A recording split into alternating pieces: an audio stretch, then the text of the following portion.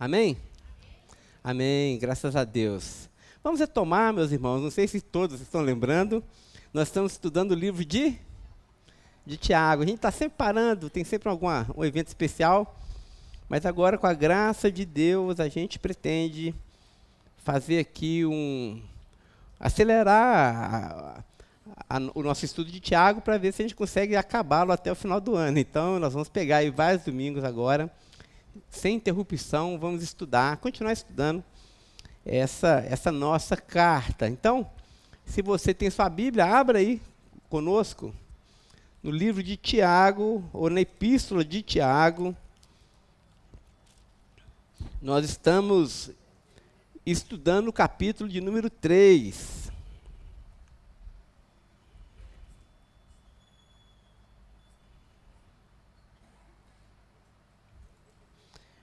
Mas antes de nós fazermos a leitura novamente do capítulo 3, eu gostaria que nós lêssemos o capítulo 1, o verso de número 18.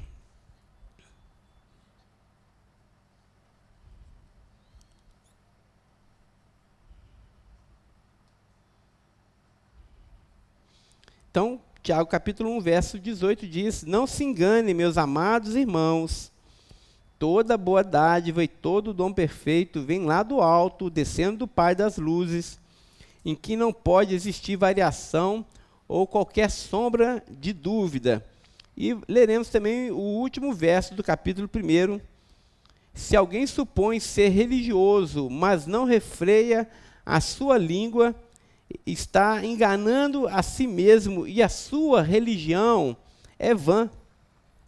A religião pura e sem mácula para com nosso Deus e Pai é esta: visitar os órfãos e as viúvas nas suas aflições e guardar-se incontaminado deste mundo. Agora nós leremos o capítulo 3 de Tiago, a partir do verso 1, nós vamos ler todo o capítulo. Diz assim a palavra do Senhor: Meus irmãos, não sejam muitos de vocês mestres, sabendo que seremos julgados com mais rigor. Porque todos tropeçamos em muitas coisas. Se alguém não tropeça no falar, é um indivíduo perfeito, capaz de refrear também todo o seu corpo. Ora, se colocamos um freio na boca dos cavalos para que nos obedeçam, também lhes dirigimos o corpo inteiro.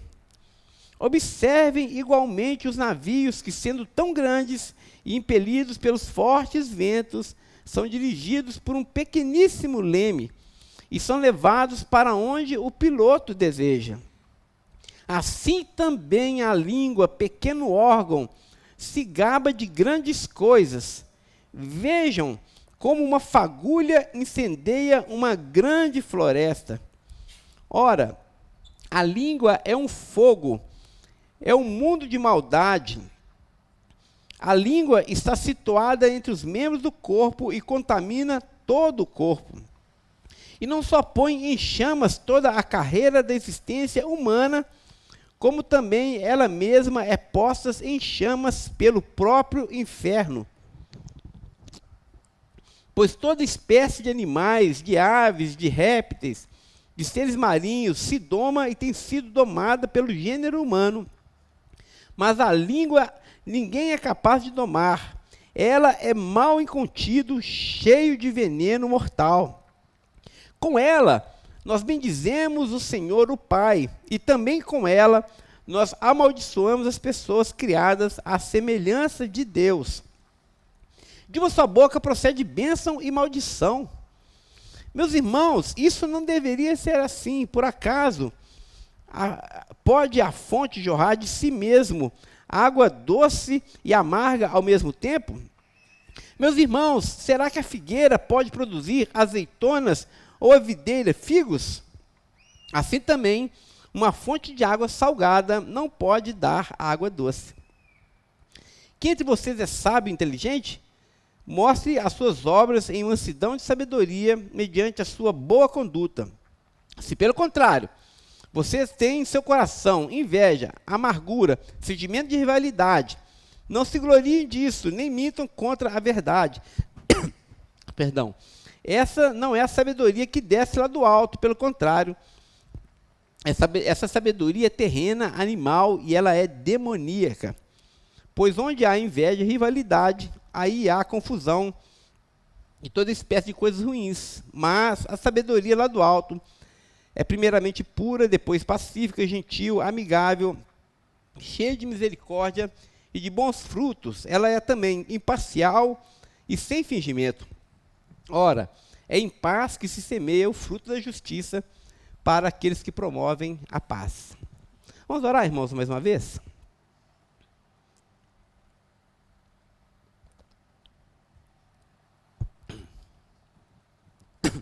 Mais uma vez, Senhor, nosso Deus, te pedimos a tua bênção, te pedimos a tua iluminação sobre tudo que queremos falar nessa manhã. Tem misericórdia de nós e nos abençoe. Oramos assim no nome de Jesus. Amém.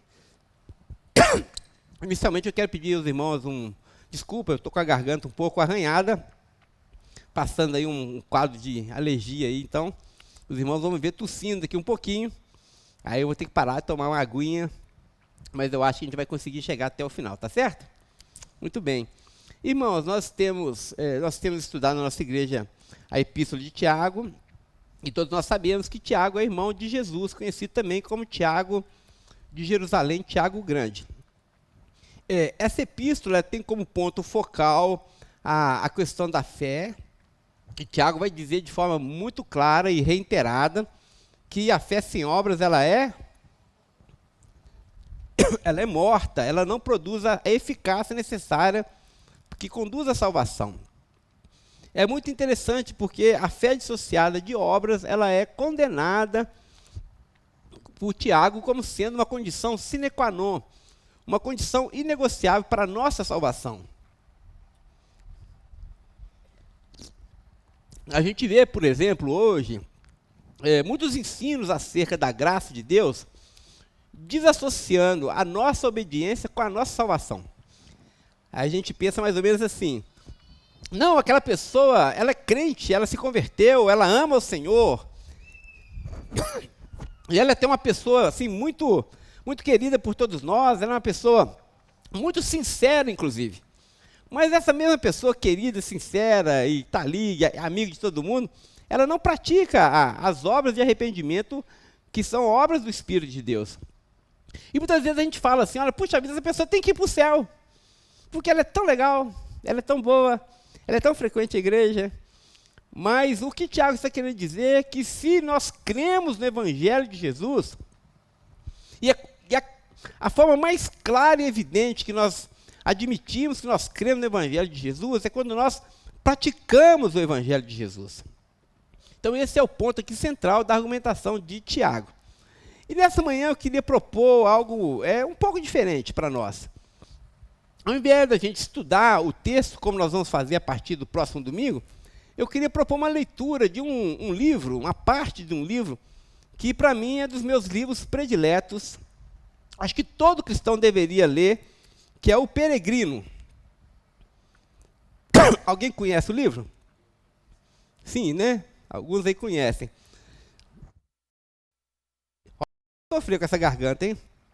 Mas esse livro, meus irmãos, ele depois das Escrituras, ele é o livro mais traduzido de toda a história da humanidade. O Peregrino de John Bunyan, tem também agora a Peregrina de John Bunyan, né? Eu não sabia, ganhei da minha cunhada aqui. É o livro para lá de especial. E hoje eu gostaria de pensar um pouquinho acerca de um personagem que ele descreve aqui com muita clareza, que é o personagem Falastrão. Aqueles que já leram já viram esse personagem aqui. O Falastrão era um homem que o peregrino encontrou pelo caminho, que a história do peregrino é uma história que o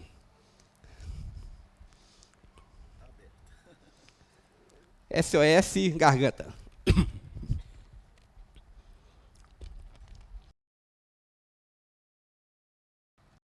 É bom que é dar uma anestesiada, né?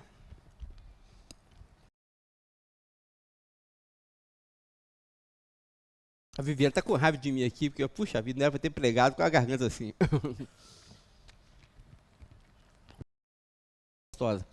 Irmãos, então, o livro do Peregrino, ele conta a história de um homem chamado Cristão, que ele se converte. Ele morava numa cidade chamada Cidade da Destruição. Depois de ouvir o evangelho, o que ele faz? Ele então embarca numa viagem solitária, a esposa não quer segui-lo, os filhos não querem segui-lo, ele quer ir para essa cidade chamada então, ali a Cidade Celestial. Nessa caminhada, pelo caminho, ele encontra muitos amigos e inimigos de caminhada. Ele encontra-se, por exemplo, com o fiel também passa a participar com ele dessa caminhada, e eles então fazem essa amizade, travam essa amizade e começam a caminhar.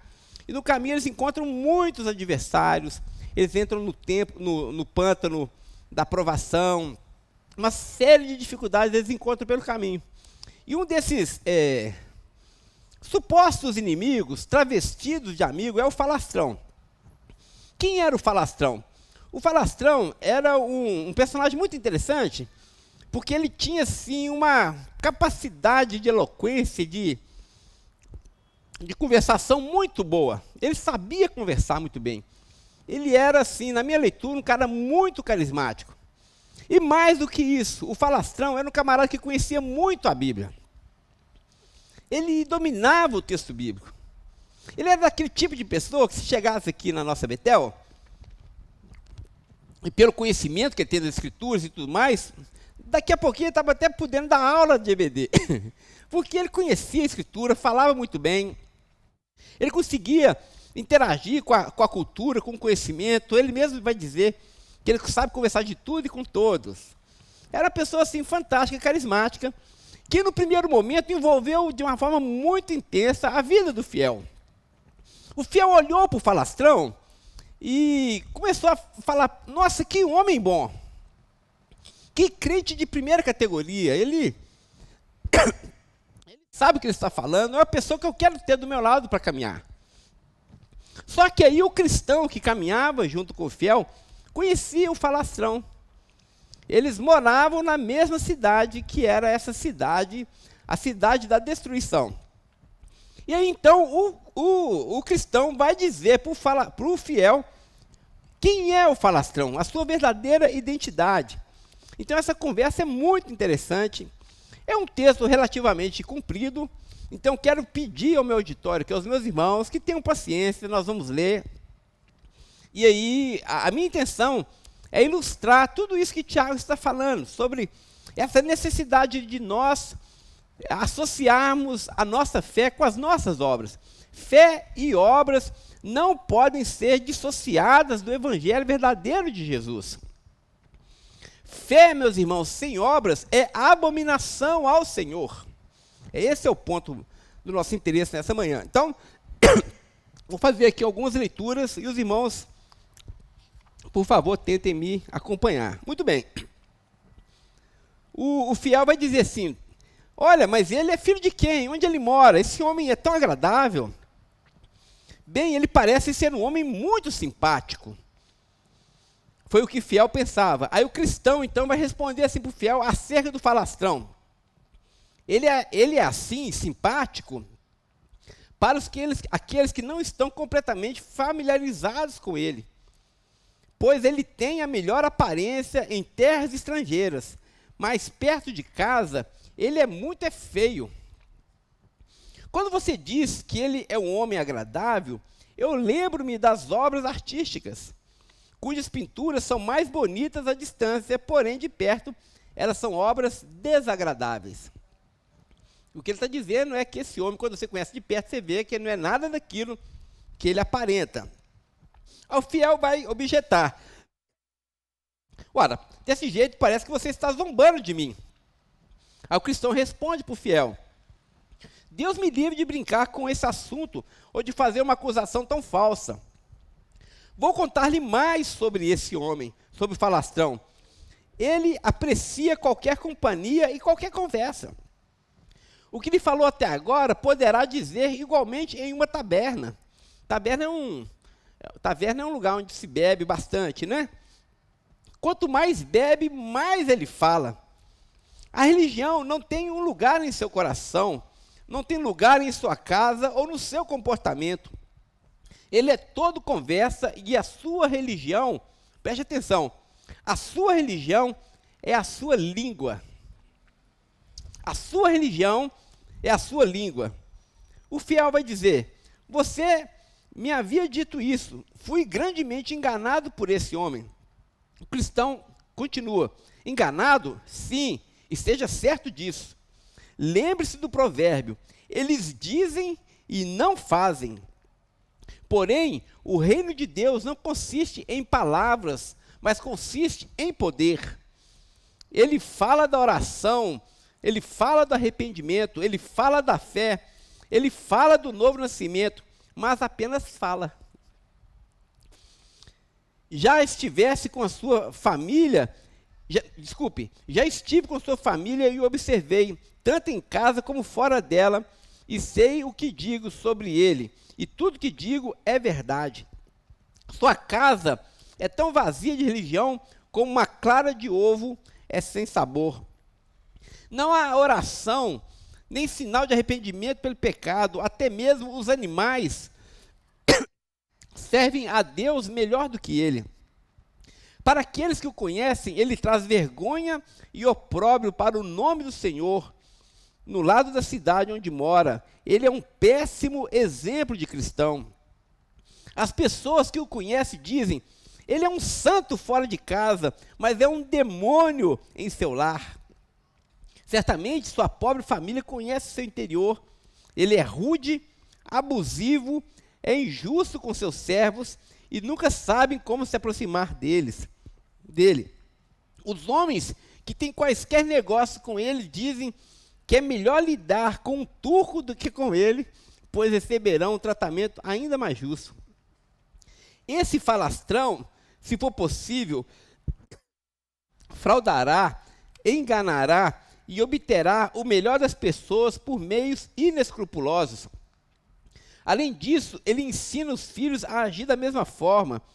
E se ele encontra em algum deles a timidez tola, pois é assim que chama uma consciência pura e sensível, os chama de idiotas, tolos, e não dará trabalho a eles, nem os recomendará para os outros. Ou seja, além dele não praticar a palavra de Deus, ele ainda ensina aos seus filhos, por meio do seu exemplo e das suas palavras, a não seguirem o caminho da verdade. Isso é uma coisa interessante. Aí o fiel vai dizer: bem, meu irmão, tenho que crer em você, não apenas porque você disse que o conhece, mas porque olha os homens como um cristão verdadeiro. Também sei que não fala maliciosamente, pois suas palavras, todas elas, são palavras verdadeiras. Aí o cristão vai dizer: se eu não o conhecesse tão bem, provavelmente teria pensado da mesma forma, porque ele engana todos com muita facilidade. Ouvi essas coisas daqueles que são inimigos da religião e pensei ser calúnia, já que muitas vezes é o que sai da boca dos homens ímpios o falar mal dos bons homens. Mas, de acordo com o meu conhecimento, posso provar que ele é culpado de todas essas coisas e muito mais. Além disso, os homens bons têm vergonha dele, pois não podem chamá-lo de irmão e nem de amigo. O som de seu nome os faz ficarem vermelhos e eles não o conhecem.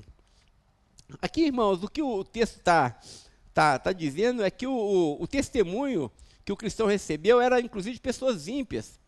Porque se tem algo, meus irmãos, que mais envergonha o nome de Jesus, que mais causa aversão ao nome de Jesus, muitas vezes, é o mau testemunho que nós damos para as pessoas lá de fora. E quando as pessoas lá de fora, que já andam em trevas, se sentem mal e falam mal do nosso comportamento, é sinal que nós estamos em densas trevas. É sinal que o nosso testemunho extrapolou, inclusive, o admissível pelo mundo, não é? Então, o fiel vai dizer: vejo que dizer e fazer são coisas muito distintas. Daqui em diante, serei cuidadoso em observar essa distinção. E mais uma vez o cristão vai dizer: de fato, fazer e dizer são coisas diferentes, tão diversas como a alma e o corpo, porque assim como o corpo sem alma é apenas uma carcaça morta, assim são as palavras sem obras. Quem falou isso? Tiago, não foi? A alma da religião é a sua parte prática. Preste atenção, meus irmãos. A alma da religião é a sua parte prática. Veja, não é aquilo que nós sabemos, não é aquilo que nós dizemos saber. O suprassumo da nossa religião, o tutano da nossa religião, aquilo que de fato importa na nossa religião, não é aquilo que nós sabemos, não é aquilo que nós confessamos com os nossos lábios, não é aquilo que nós dizemos crer para os nossos amigos, não é aquilo que nós dizemos com as nossas bocas, mas o suprassumo da nossa religião, a alma da nossa religião, é a nossa vida prática. A religião pura e sem mácula para com o nosso Deus e Pai é esta: visitar os órfãos e as viúvas nas suas tribulações e assim mesmo guardar-se incontaminado do mundo. O falastrão não tem esse conhecimento, ele acha que ouvir falar faz de alguém um bom cristão e assim ele engana a si mesmo. Ouvir nada mais é do que a semeadura da semente. Falar não prova que o coração e a vida frutificam nele. O que temos certeza é de que no dia do juízo, os homens serão julgados de acordo com os frutos que eles derem. A pergunta não será: você acredita? Isso é interessante. Irmãos, quando nós estivermos diante de Deus, Deus não vai perguntar para a gente assim: você acredita que eu existo? Você acredita que os meus ensinamentos são verdadeiros? Você acredita que os caminhos que eu tenho mostrado para você são os caminhos que conduzem à vida? Não vai ser essa a pergunta, sabe por quê? Porque geralmente as pessoas acreditam que Deus é bom e que os caminhos de Deus conduzem à vida. Inclusive Satanás, gente. Não foi isso que nós aprendemos domingo retrasado, quando nós estudamos sobre a fé de demônios? Satanás também não crê que Deus existe? Sim ou não? Não é? Satanás não treme na presença de Deus? Ele não se emociona quando ele está na presença de Deus? Às vezes no louvor a gente sente aquele arrepio, não é? Mas o que torna Satanás um demônio, meus irmãos? O que torna ele eternamente perdido? Não é aquilo que ele acredita, mas é as suas obras. Porque não adianta você falar que você acredita em Deus, se as suas obras, se as suas ações, se aquilo que você faz entre os domingos, se a sua vida pessoal, se os seus sentimentos internos, só Deus conhece, elas são completamente dissociadas da sua fé. A fé que não está atrelada a obras, mais uma vez, eu repito, é abominação ao Senhor. Portanto, o Bunyan vai dizer, não é? A pergunta não será: você acredita no último dia? Mas sim, você praticou as verdades ou apenas falou sobre elas? Você praticou a verdade ou apenas você falou sobre elas? E mais na frente, para a gente encurtar a nossa leitura, é muito interessante porque o Bunyan vai dizer que, inclusive, os pregadores caem muito nessa conversa mole. É por isso que Tiago vai dizer no capítulo 3, verso 1, que nós não devemos nos tornar mestres muito de nós, porque nós vamos alcançar um juízo maior de Deus. Deus vai nos requerer um juízo ainda mais severo. Porque ao pregador não compete apenas ensinar a verdade. Sobre nós pesa a imensa responsabilidade de praticar a verdade, para que a gente seja exemplo do rebanho. E o Bunyan vai dizer que muitas vezes o que acontece é que um homem, vou ler as palavras do fiel, um homem pode clamar contra o pecado como uma regra geral, mas não pode abominá-lo, ao menos que sinta ódio dele. Ouço muitos pregadores clamando contra o pecado no púlpito, mas que ainda vivem com ele no coração, no lar e no seu comportamento. Aqui nós temos alguns professores de escola bíblica dominical, nós temos aqui alguns pastores na nossa igreja, nós temos muitos líderes aqui na nossa igreja. E o juízo de Deus será muito mais severo sobre nós, porque não basta apenas a gente clamar contra o pecado e dizer: olha, não faça isso porque está errado. E a gente pode até bater no púlpito, a gente pode até ficar bravo, A gente pode até espumar e nossas argumentações podem ser extremamente eloquentes, mas elas serão ineficazes diante de Deus, se no nosso coração nós ainda amamos esse pecado. Então não basta apenas a gente denunciar o pecado, se o nosso coração o abraça com tanto amor. Aí ele vai fazer uma ilustração, lembrando a esposa de Potifar. Os irmãos conhecem a esposa de Potifar, de José? A esposa de Potifar clamou com grande voz, como se fosse uma mulher muito pura, mas ela estava disposta a cometer adultério com José. Você se lembra dessa passagem? Ela, quando José fugiu dela, não querendo se deitar com ela aprontou um escândalo enorme, dizendo: esse homem queria fazer algo errado comigo. Ele queria adulterar comigo. Mas ela só fez isso de boca para fora, porque ela estava super disposta a cometer aquele pecado. Então, meus irmãos, não vale para mim e para você, para nenhum de nós, não vale apenas ficar revoltado contra o pecado. Porque às vezes a gente fica falando contra essa cultura, essa sociedade que a gente está vivendo, e a gente senta daqui, olha a distância e fala: esse mundo está de cabeça para baixo. Esse mundo está indo de mal a pior, não é? As pessoas estão completamente erradas. Temos tantas agendas anticristãs, seja questões tão em voga hoje, o aborto, as drogas e o comportamento sexual das pessoas, e a gente olha para aquilo tudo, e a gente denuncia, não é? E aponta o dedo e diz: está errado, ok. A igreja tem que ser a consciência do Estado, tem que ser a consciência desse mundo, é verdade. Mas muitas vezes a gente faz isso, e Paulo vai dizer: você que fala que não deve adulterar, adultera, filho? É isso? Você fala que não deve enganar, você engana? Você fica revoltado quando as pessoas traem, mas você também trai? É isso mesmo? Você fica revoltado quando esse mundo, as pessoas mentem para você, mas você mente? Você fica revoltado quando as pessoas são avarentas nesse mundo, quando os irmãos são avarentos, mas você também é avarento? Porque é muito interessante, irmãos, nós somos ligeiros para denunciar o pecado quando ele é do nosso vizinho. Mas nós somos tão indulgentes quando o pecado é o nosso pecado. O convite do nosso estudo da carta de Tiago não é para que a gente olhe para o nosso vizinho, não, gente. Quando eu estou lendo Tiago, eu não estou olhando para os irmãos e dizendo: essa mensagem aqui era para o Renato. Essa mensagem aqui vai arrebentar com a vida do Gabriel. Isso aqui eu estou falando, mas é para a irmã Tânia.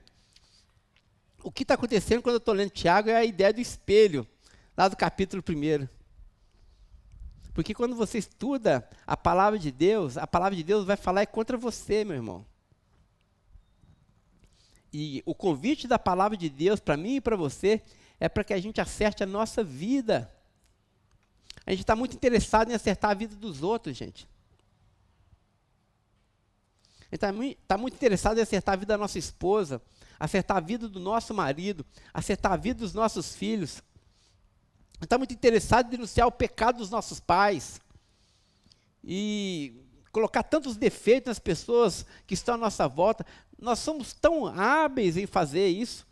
Nós somos tão rápidos em colocar a culpa no nosso governo. O Brasil está assim por causa desse governo, o Brasil está assim por causa dessa decisão do STF. E nós ficamos tão revoltados com os erros fora de nós. E o convite de Tiago não é um convite para fora de nós apenas, mas é um convite para dentro de nós. Para que nós nos coloquemos no banco dos réus e permitamos que a palavra de Deus penetre no nosso coração e nos julgue. Porque, meus irmãos, se a palavra de Deus não nos julgar, se a palavra de Deus não falar contra nós nos tornaremos assim como os demônios, porque eles ouvem a palavra de Deus, eles conhecem a palavra de Deus, mas eles simplesmente não praticam, não creem na eficácia da palavra de Deus. Agora, se você que é cristão, eu que sou cristão, se eu creio nessa palavra, e mais do que isso, eu não apenas creio que ela é verdade, mas que ela é a boa verdade de Deus para mim, se eu quero conformar a minha vida a essa verdade, se eu tenho entendido da parte de Deus que tudo que eu sou ou vier a ser depende da minha conduta diante do Senhor, depende da minha da resposta que eu darei diante do espelho da palavra de Deus, se é isso que tem caído no meu coração, se é esse entendimento que eu tenho recebido de Deus, aí sim a minha fé é salvadora e é verdadeira. Porque caso contrário, se domingo após domingo, eu apenas venho à igreja, ouço a palavra de Deus, ouço a pregação da palavra de Deus, mas continuo amando o pecado na minha vida pessoal, acendo uma vela para Deus no domingo, não é assim? Mas acendo uma vela para os demônios durante a semana, a minha fé é vã, meus irmãos. Se eu adoro a Deus no domingo, mas na segunda-feira eu estou adorando a Mamon, a minha fé é vã, meus irmãos. Se no domingo eu digo que eu amo a Deus, amo a minha família, mas na segunda-feira eu maltrato a minha esposa, maltrato meu marido, maltrato os meus filhos, desobedeço aos meus pais, fico enchendo a minha cabeça com tanta coisa errada, a minha fé é vazia, meus irmãos. E é muito interessante porque nós decidimos os caminhos que vamos seguir, mas nós nem sempre estamos conscientes de que esses caminhos levam à morte. E quando a morte bate na nossa porta, a gente fica desesperado e acusa o Senhor. Quando as coisas dão errado por nossa livre escolha, nós ainda culpamos a Deus. Nós ainda culpamos a Deus por que os nossos filhos estão tão rebeldes.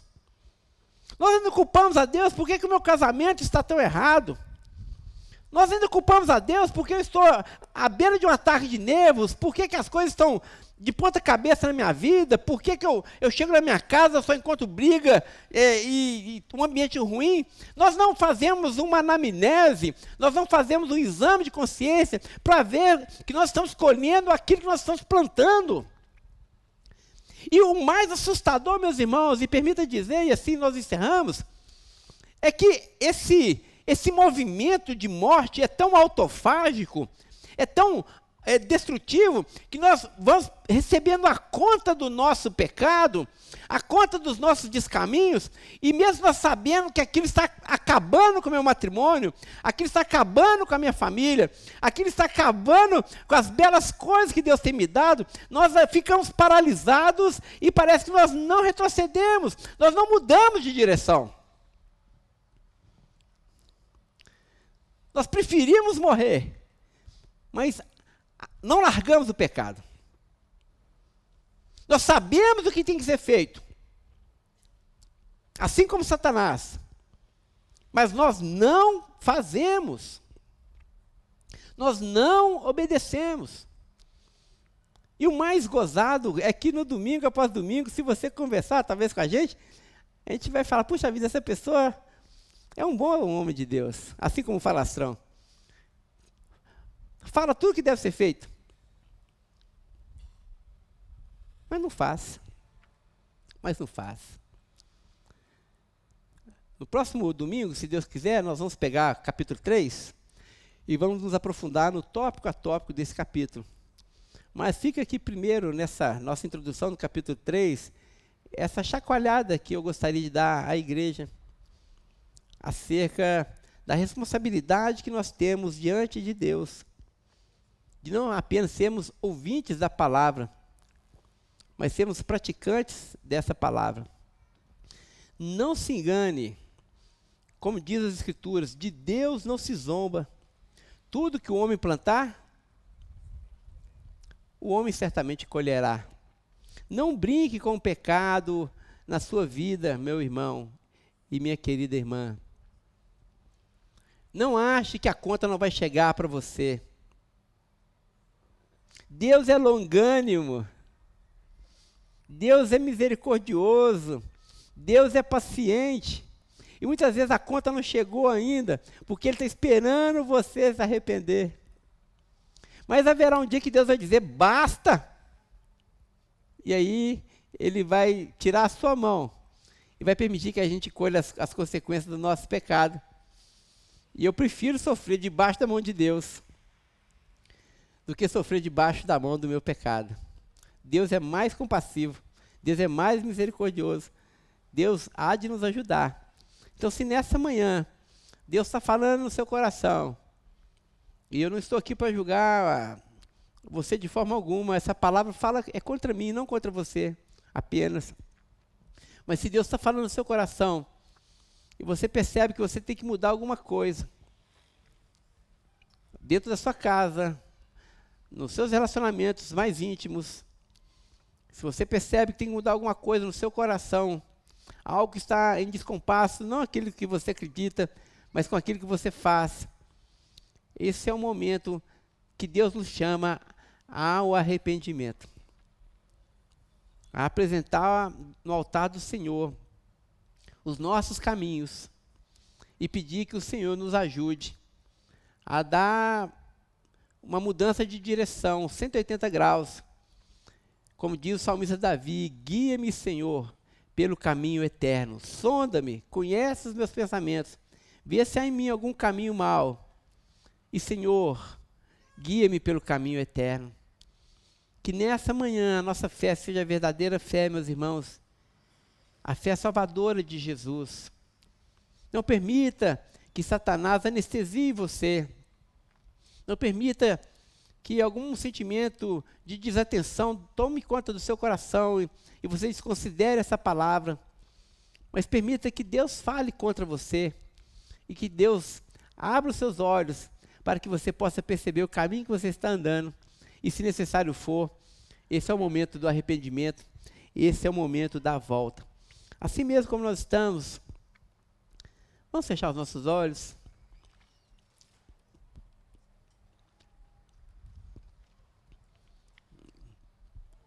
Esqueça a pessoa que está ao seu lado. Não coloque a culpa em ninguém. Quando estivermos diante de Deus, estará nós e o Senhor. E a pergunta que o Senhor nos faz nessa manhã é: os seus caminhos são puros à minha presença?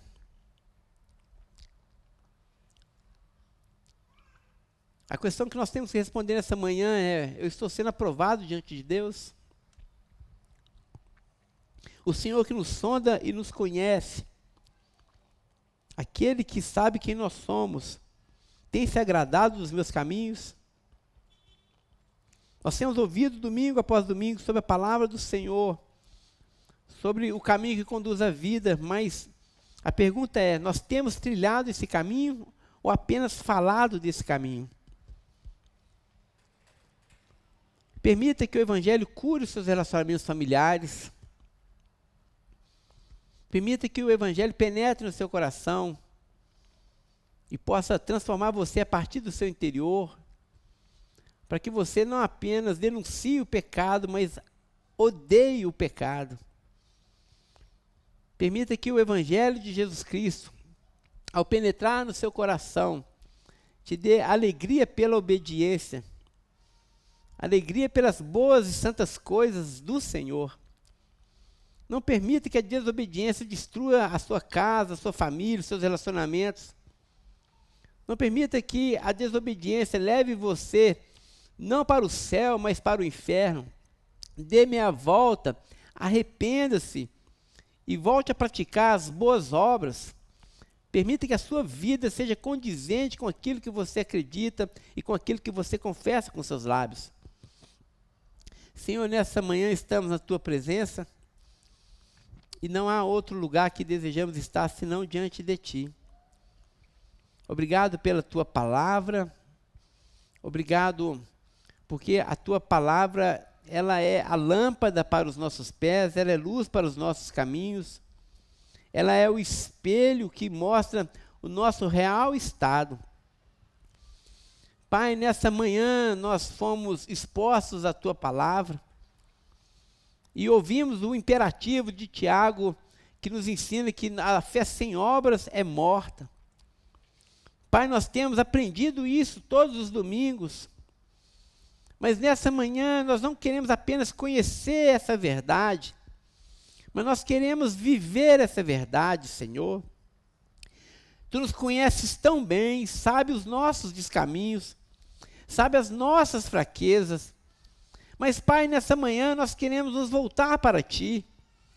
Nós queremos clamar pela Tua misericórdia, Senhor, para que essa palavra possa cair no nosso coração, possa produzir frutos, ó Deus.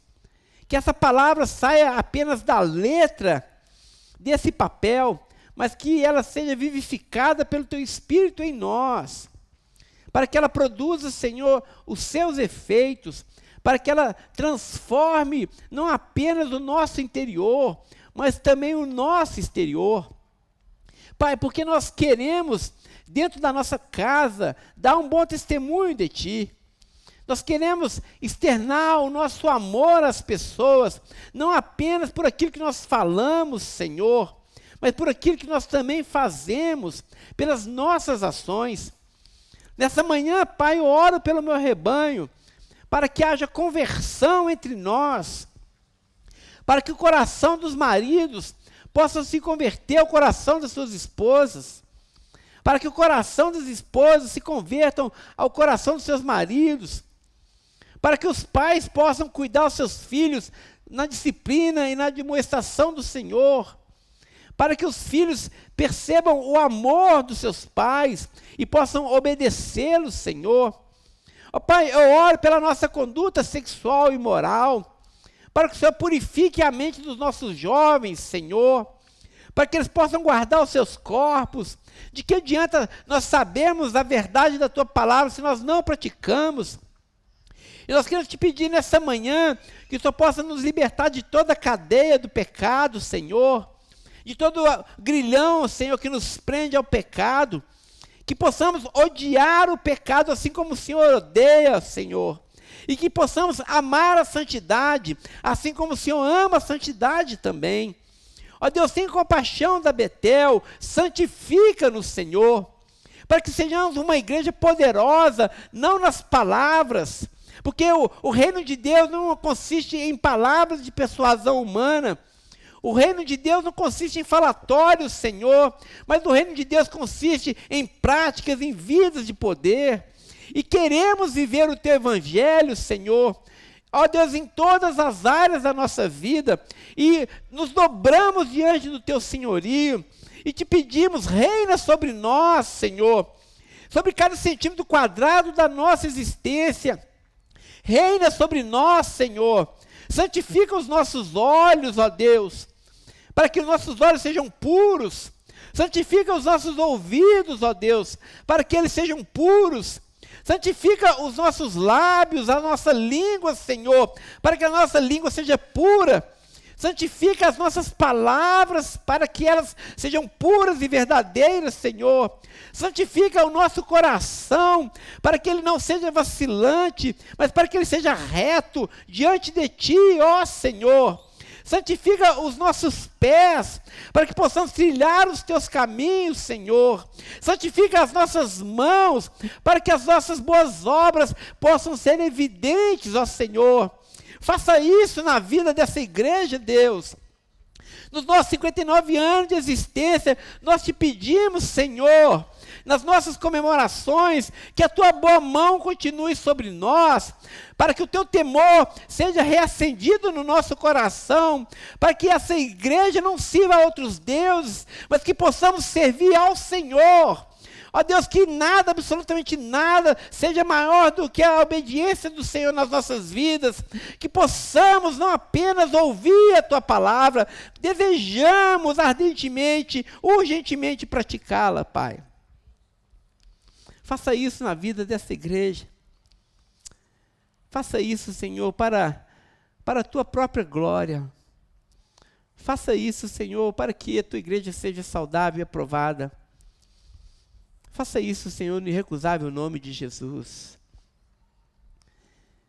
E assim que a graça do Senhor Jesus, o amor de Deus, o nosso bondoso Pai, e que a doce consolação do teu Santo Espírito seja com todo o seu povo, espalhado por toda a terra, não apenas hoje, mas até o dia de Cristo Jesus.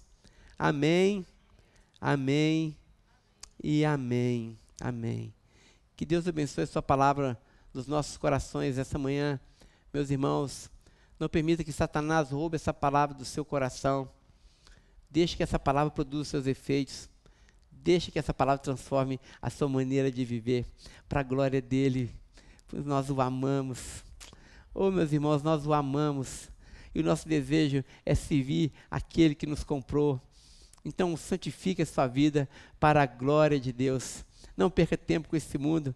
Nós não pertencemos a esse mundo, irmãos. A nossa pátria está nos céus. Ore para Jesus, autor e consumador da sua fé.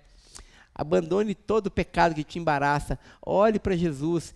Olhando para Ele, certamente, Ele irá fortalecer você. Fortalecerá a sua família. Fortalecerá os seus passos. Talvez Satanás esteja falando no seu coração: isso é bobagem. Amanhã você vai voltar com a sua velha vida, com o seu velho casamento, com a sua velha criação de filhos. Isso é bobagem, não dê atenção para isso. Amanhã o mundo real vai te engolir. Não creia nisso. Há poder na palavra de Deus. Há poder no Evangelho de Jesus. Se você desejar mudança e transformação, Deus irá ajudar você. Deus sustentará você certamente. Ele não nos deixará envergonhados. Creia no Evangelho. Creia no poder do Evangelho.